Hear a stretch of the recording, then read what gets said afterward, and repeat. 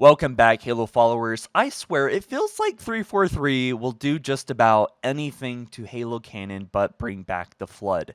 This guy, the Didact, has died 2 times now, and he is back now once again to basically just be the most overplayed and unbearable character. I mean, I want to say he's the worst, but at this point, I feel like he's already played his part.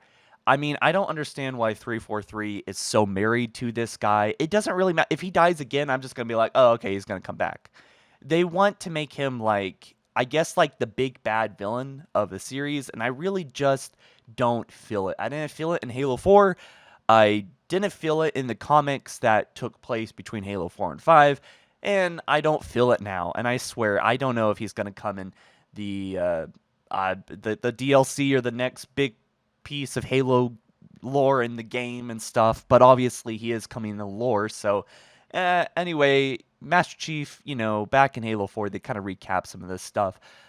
This is coming in a book, by the way. So within the Hollow Spear was an ancient foreigner, obviously the Didact, imprisoned 100 millennia ago by his wife after being driven to madness.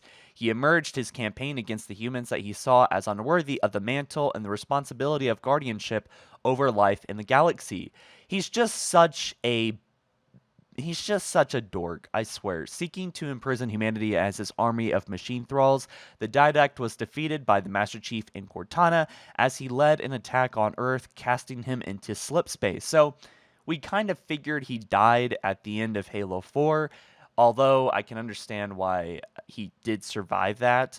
A further confrontation on Gamma Halo would see the Didact's physical body disintegrated by the destruction of the composer devices, sending him scattering of his consciousness into the domain. So this should have been the end of the Didact. He was literally kicked off on a piece of a Halo ring and literally exploded into basically a nuclear bomb, and he's still walking around, but now he has a cape on, which, I mean, god darn it, I'd be a hypocrite if I said that that wasn't cool. I'm putting one on Noble Six in my film, but you know what, dude? I think I'm mostly bothered. I could get around the cape if this wasn't his third time coming back, right?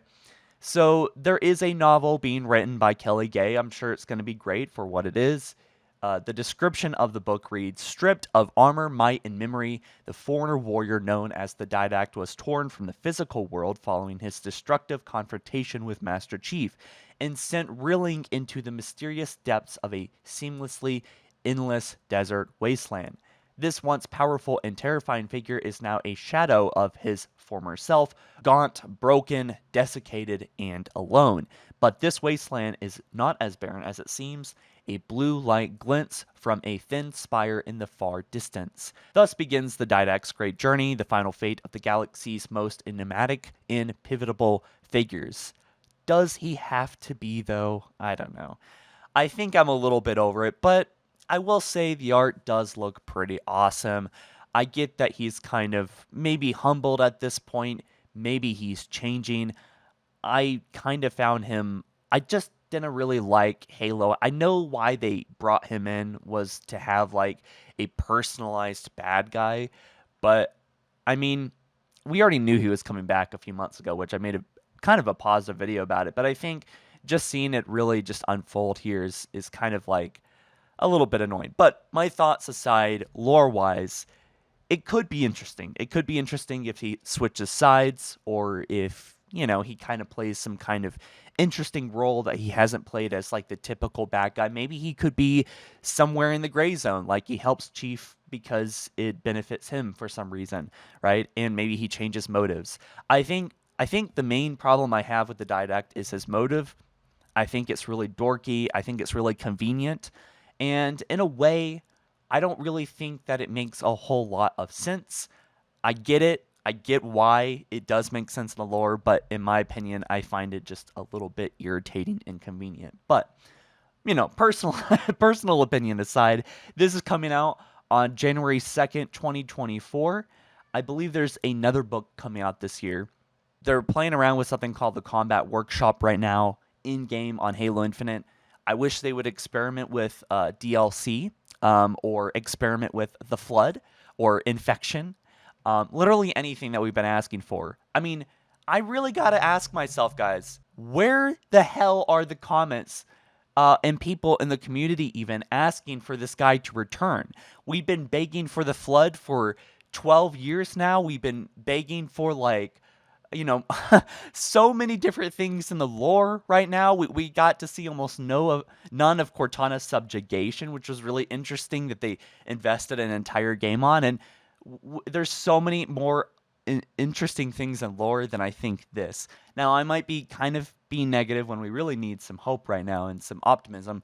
But with that being said, if you can stomach some of this like very 343 kind of Halo lore, then I think this is going to be a really great book. I might even read it and recap it. And I think this one might be a little bit different. I think the Didact is changing his character arc, which is mainly the problem I have with him. So to leave this video on a positive note, this book might actually be really interesting, and I'm definitely going to be checking it out. Halo Epital does sound pretty interesting at the end of the day. I just wish we got other things, you know? But it is something, it is Halo content, it is something to kind of celebrate, right? But anyways, guys, let me know what you think down in the comment section below, and I'll see you in the next one soon. Peace.